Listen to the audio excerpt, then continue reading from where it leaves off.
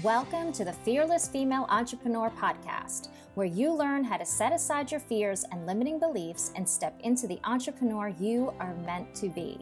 Hi there, I'm your host, Katerina, mindset and confidence coach for female entrepreneurs and your personal cheerleader to success. I teach female entrepreneurs just like you how to identify and overcome your limiting beliefs and imposter syndrome mindset, step into and ignite your confidence, and unapologetically show up in your business as the fearless entrepreneur you are born to be. Each week, I share the wisdom, tips, insights, and motivation you need to overcome doubts and obstacles holding you back from success. You will walk away feeling empowered and ready to take bold action towards your goals and dreams. So, if you're ready to build the life and business you dream of, let's jump in.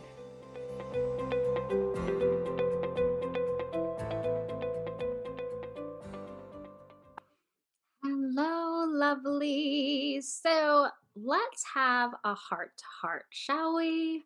So, for those that follow me on Instagram, you know that this episode has been delayed because I really feel strongly about today's topic.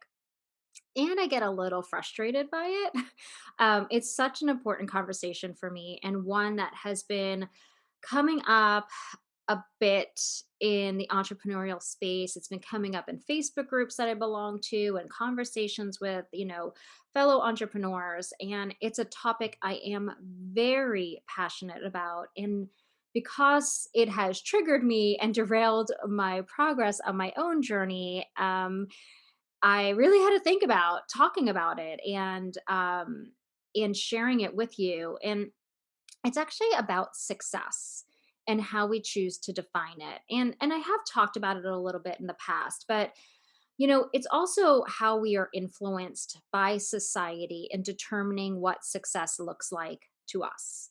Um, I didn't think much of it when I was in my 9 to 5 job. Success back then meant earning a bonus, getting a promotion, climbing the corporate ladder, getting a great performance review, being able to pay my bills and take vacations and go shopping. And those were my possibilities. Maybe I'd throw in a dream of having a side hustle at some point, or getting married, having kids, buying a house. My success was confined by the very boxed in career I was in. It was with a limited and set salary and time constraints. So my success was based around that very limited scope of possibilities. Then I became an entrepreneur and I had an idea of a vision for my life and what was possible. Like replacing and making a little more than I was making in my 9 to 5 job, traveling more, having time freedom, being able to be creative, having multiple streams of income.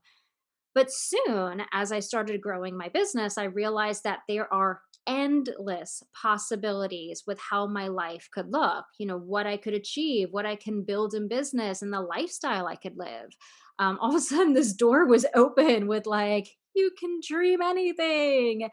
And it's amazing how, with endless possibilities, it's actually harder to define success for you. I mean, there are endless possibilities of what your life can look like and what your businesses can look like and where you can live and what you could do and what your day-to-day life looks like. And really, let's really think about this. What do we do when things are hard? We look around to see how others are doing it. We look for a shortcut or the answer, the secret formula, right? Like, when you have endless possibilities, it's so hard to filter out all the things and decide what's best for you. In this case, looking around and asking ourselves, how others are defining success. What does their life look like as an entrepreneur? What are the possibilities? What goals and dreams can we aim for? And then taking all that and assessing what would work for us. And there's absolutely nothing wrong with seeing all the possibilities and opportunities. And entrepreneurship definitely allows you to have so much freedom and vast options for both your life and business.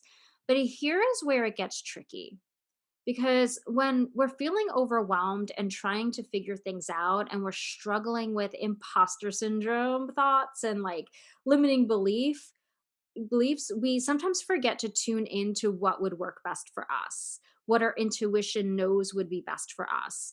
And we forget why we got started in the first place. You actually did have a dream for your life when you embarked on becoming an entrepreneur. You knew you wanted time, money, and creative freedom. You knew you wanted to make an impact in other people's lives and help people. You knew you wanted to control how your life flowed. You wanted to be your own boss. You wanted to make your own decisions. You just wanted that freedom. And you may have even envisioned what your life would look like day to day, what you would do. For me, it was working in my home office and hosting Zoom coaching calls and networking and being able to do yoga when I wanted to and being able to play with my dog and having all that freedom.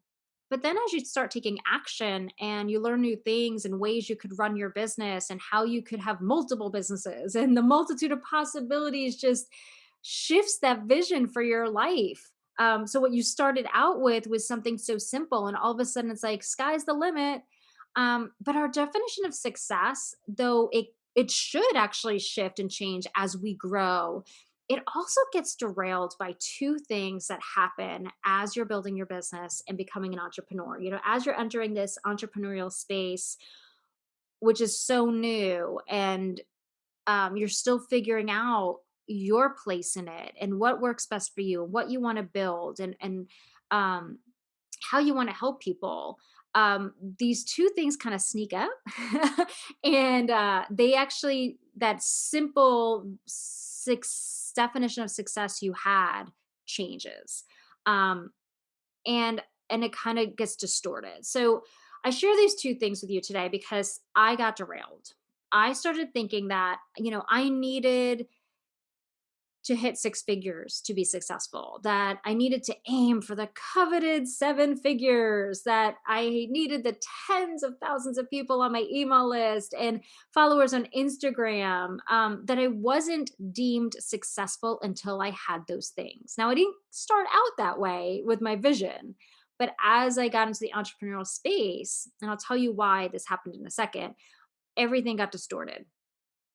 And, when I look back at my original goal, I wanted to live a certain lifestyle and help thousands of women. My whole goal was I didn't want other women to feel as stuck as I did in my career and my life.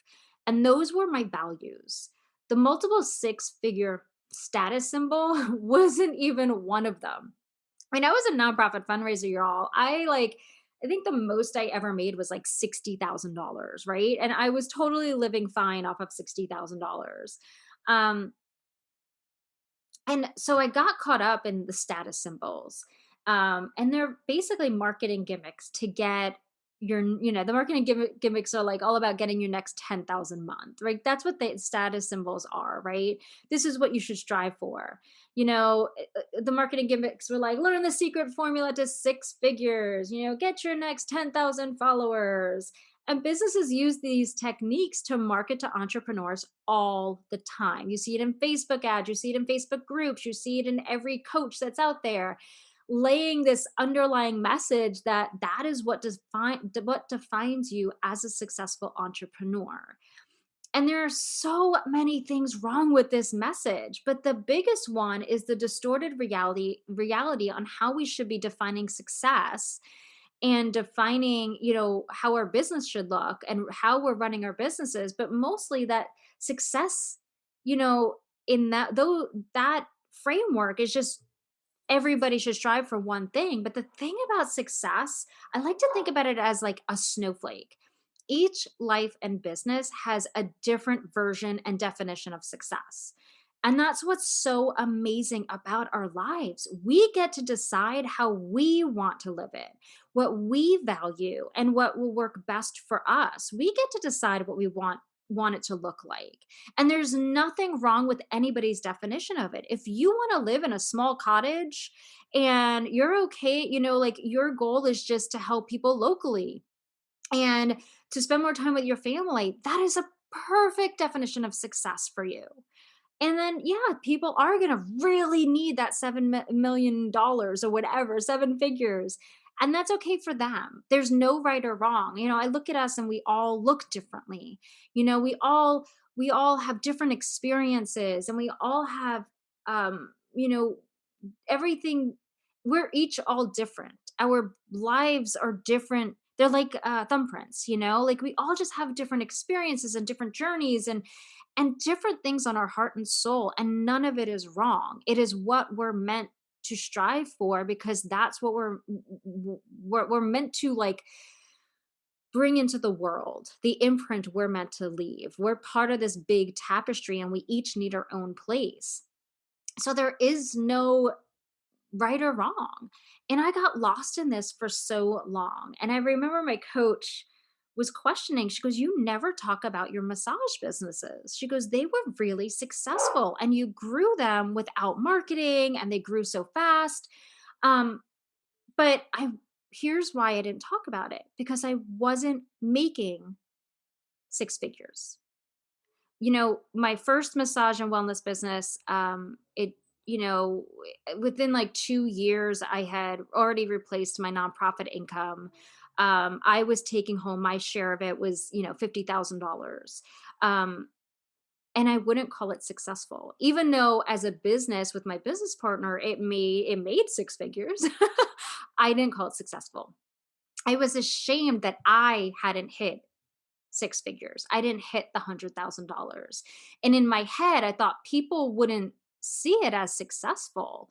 Why would they hire me to be their mindset coach to help them build their business, because I wasn't making that six figures? And, my second massage business, within 9 months, I had replaced what I had built at the other one. So I was in 9 months made that $50,000. And that was from starting from scratch with some, I did bring on my loyal customers with me. Um, I did it on my own. I didn't market. I based off of my loyal customers and referrals and reviews, but I still wouldn't talk about it. I still didn't deem that as success. And I had to shed that idea and mindset that I wasn't successful as an entrepreneur because I didn't hit that certain number. And yes, now I know better. I understand what happened. I understand the distortion and the marketing gimmicks, but the earlier version of me had to rewire my brain. And it took a lot of work to reframe what success really is and what I wanted it to be. And when I went back to my original idea of, what I would be proud of in my life, it was helping people. It was making people feel empowered and confident. And so I share this with you today because I don't want you to fall into that trap. Your entrepreneurial journey is yours to define how you want to define it. Success in your life is yours to embrace. The ways that feel good for you, the ways that are going to make you feel like you have a mission and a purpose, and you're able to do all the things you want to do. And that's your sacred gift. Hold on to it. Aim for what feels good for you. So, today, to help you avoid the missteps I took in my business, I want to share with you two ways I got derailed when it comes to defining my success. Um, and, let's start with the first. And I've talked about this before, but it's getting caught in the weeds of your business. So, y'all, you've heard me, talk about mindset and strategy is great. And we all need strategy. We all need to take messy action and keep getting out of our way and getting out there to grow our businesses.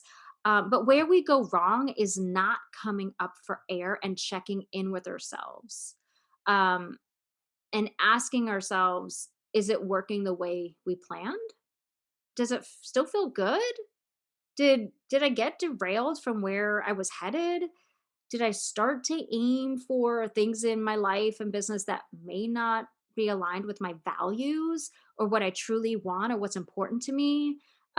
This happens more than you can imagine, especially, you step out into the entrepreneurial world, and it's a new world, and you don't know what you're doing, and you're getting caught up of like, I got to figure all this out. There's so much out there. I'm overwhelmed. Maybe I'm supposed to do this. And, you start to learn from people, and it's okay to learn and put it in your toolbox. What happens is we don't check in. We don't ask ourselves. We get so caught up in soaking in everything and learning new things. We forget to filter everything through what would work for us, the way we want our lives and businesses to look. And we get caught up in the shiny object syndrome. And all of a sudden we realize, one day we're working so hard, maybe things aren't working so great. And we realize this doesn't feel good anymore. It doesn't feel so great. Does this? I don't even want this. And this has happened to me so many times where I launch programs and I'm like, nope, why did I do that? That's not even the lifestyle I want to live. And it's so important to ask ourselves on a daily basis, is this what I want? Is this important to me? Does this feel good? Will this get me to the life and business I want? Will this bring me happiness? Do I even want what I originally set out for? That original goal? Has it changed? And if not, it's okay. You can put some stuff on a parking lot to come back to and see if it works later on, or you can release it all together and get back to what you really want to focus on. What at the end of the year will you say, I feel so successful because, I accomplished this, or my life looks like this, or I overcame these things. I learned all of these new things. I helped this many people. I grew and became more confident and changed in these ways. I quit my 9 to 5 job. I was able to move to the city I want to live in. I was able to start that blog I wanted to start. Like that is how you should be thinking about success. So, making this check in part of your daily routine is so important to get you, like, picking your head up out of, the head down, gotta work mode and being like, wait a minute, before I go any further, is this what I want? Is this important to me? Especially when you're seeing the marketing gimmicks, is that really important to me, or are they saying I should want that? The second evil culprit in our distorted definition of success is comparisonitis. And oh, I talk about comparisonitis a lot. It is so hard to avoid, especially if your imposter monster mindset has you doubting if you are enough, or enough, or you have enough to succeed. Do you have enough to reach your goals? And of course, if you think about it, if you doubt that about yourself, you will doubt that same thing about your definition of success, and it will distort what is really on your heart.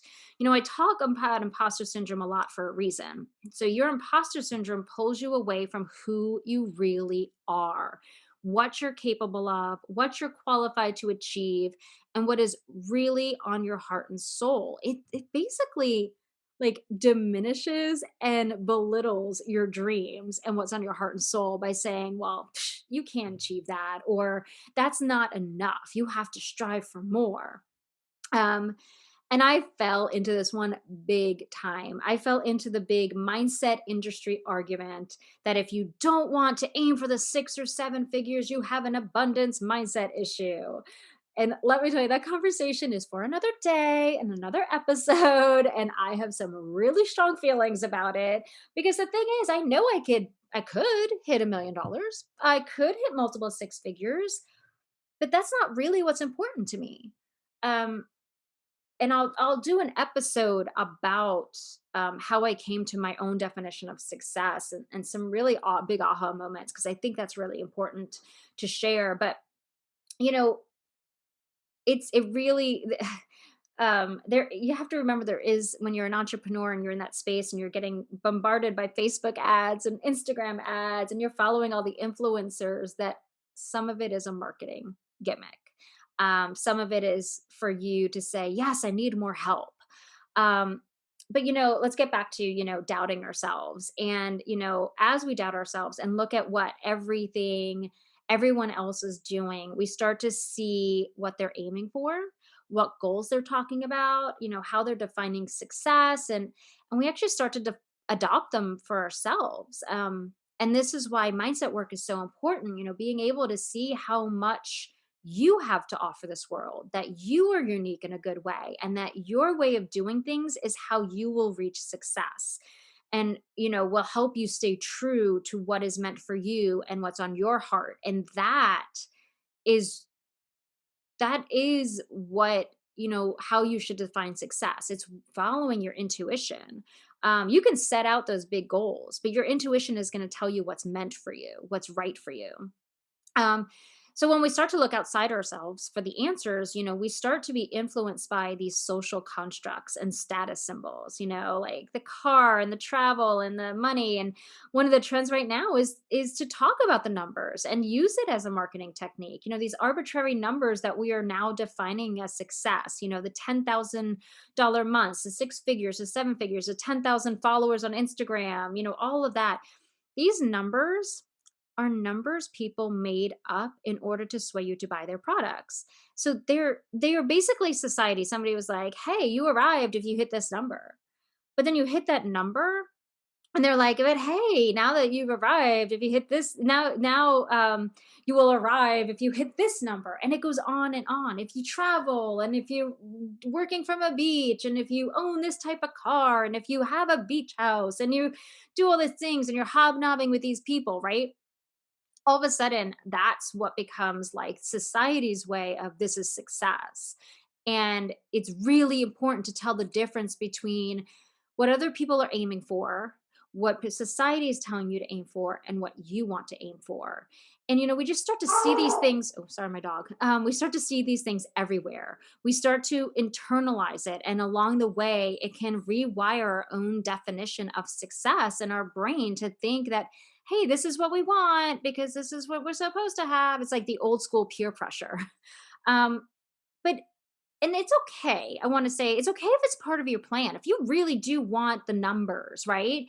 Where it's an issue is if it's not what you value. And someone else's life and business can't help you define what is best for you. Only you and your heart and your soul and your intuition can tell you that.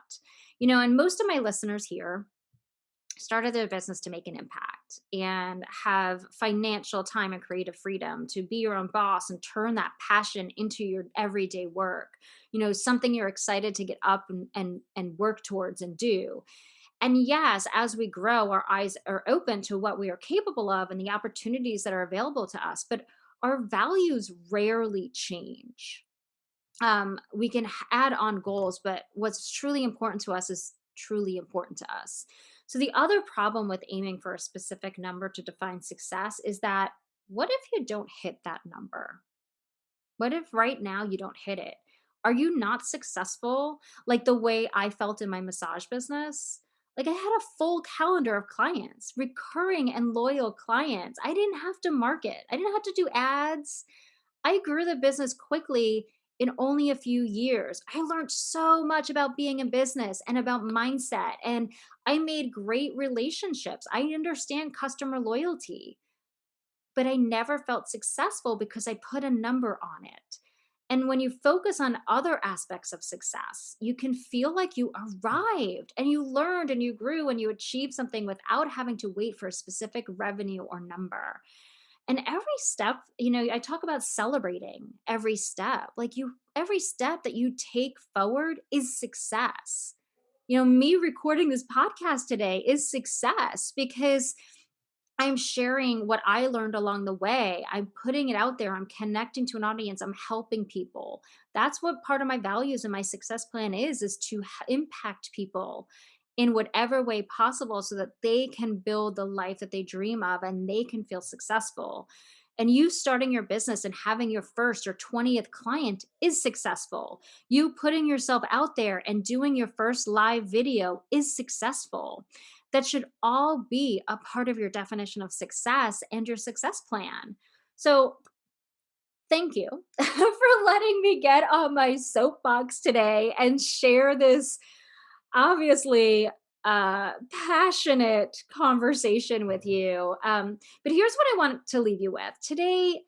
Like, let's decide it's time to reflect on what you want. I want you to like kind of throw out everything you've seen out there and what you think you should be aiming for. And I encourage you to grab your journal and start thinking about how you define success, how you want to make it look. What are the most important goals for you? What is truly important to you? What if you couldn't hit that number right now? What else are you aiming for? What other goals are important to you? What feels good for you is enough for you. I want you to divide out what we call in nonprofit fundraising like goals and stretch goals. And this makes me feel so much better about setting my success plan, because the goals are the ones that will give you the lifestyle and business you want to live. The amount of money that will allow you to pay the bills, save, take those wild adventures you dream about, but also the milestones you want to hit and the things you want to accomplish in your life. Then the stretch goals are the ones beyond that, right? They're the ones you aim for after you hit your goals.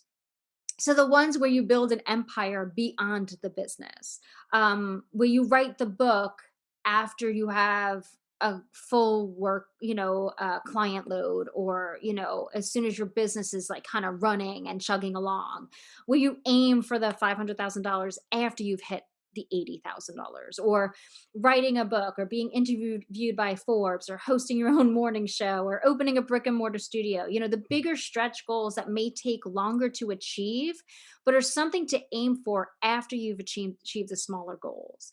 But your success plan should always be, a year from now, if these things shift in my life, I will feel so good about myself. So I hope this has been helpful for you. I really challenge you to filter through what you're hearing and what you're seeing other people strive for and what you really want. There is no right or wrong. I am openly telling you right now, six figures is not what I'm aiming for right now. Yes, I guess I am, but for me, I actually have a how many people I want to impact. That is success to me. Seeing people thrive in my programs. I cheer on when I see my clients start to get visible in their businesses. That means I've arrived. I've succeeded. I've helped somebody, feel confident enough to share their gifts with the world. So I'd love to, I hope this has been helpful. I'd love to hear how you define success. So, shoot me an email or DM me, and, let me know your takeaways from this podcast. I thank you so much for listening in, and I will see you all next week. Hi, lovely. Thank you so much for listening to the Fearless Female Entrepreneur podcast. I want to invite you to join me over on Instagram at True Joy Experience. That's where I share how-to tips, inspiration, and my own personal stories on how I gained the confidence and clarity that helped me leave my 9-to-5 behind and design a life and business that I love. And don't forget to subscribe to the podcast so you can receive the latest episode right to your phone each week, right when they launch. Finally, if you are ready to become the fearless female entrepreneur that you are meant to be, download the Mindset and Confidence Assessment to discover what is holding you back from stepping into all you are capable of achieving.